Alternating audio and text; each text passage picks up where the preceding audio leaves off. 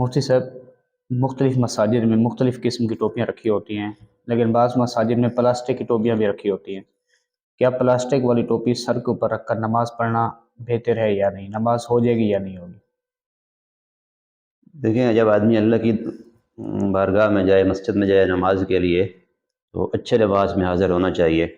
ایسا لباس پہن کے مسجد میں آنا جس لباس کو پہن کے آدمی شرفاء کے مجمع میں یا عوامی مجلس میں آدمی نہ جا جی سکے، یا ایسا لباس پہن کے جائے جس کو پہن کر وہ شرم اور عار محسوس کرے، تو ایسا لباس پہن کے مسجد میں آنا نماز کے لیے یہ مکروہ ہے۔ تو جی جہاں تک تعلق ہے مساجد کے اندر رکھی ٹوپیوں کا، چاہے وہ پلاسٹک والی ٹوپیاں ہوں یا مسجد کے لیے رکھی گئی ہوں، تو وہ اگر ایسی ٹوپیاں ہیں جن کو پہن کے آدمی مجمع میں نہ جا سکتا ہو، اپنی جی توہین اور عار محسوس کرتا ہو، تو اس ٹوپی کو پہن کر نماز پڑھنا یہ مکروہ تنزیہی ہے۔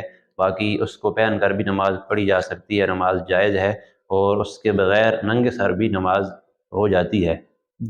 البتہ بہتر یہ ہے کہ آدمی گھر سے آئے تو اپنی ٹوپی اپنے ساتھ لے کے آئے، صاف ستھری دھلی ہوئی ٹوپی، اور مسجد کی جو ٹوپیاں ہوتی ہیں عموماً بعض اوقات وہ گندی ہوتی ہیں، میلی جی کچیلی جی ہوتی ہیں، تو میلی کچیلی کو سر پہ رکھنے سے کراہت مزید بڑھ جاتی ہے۔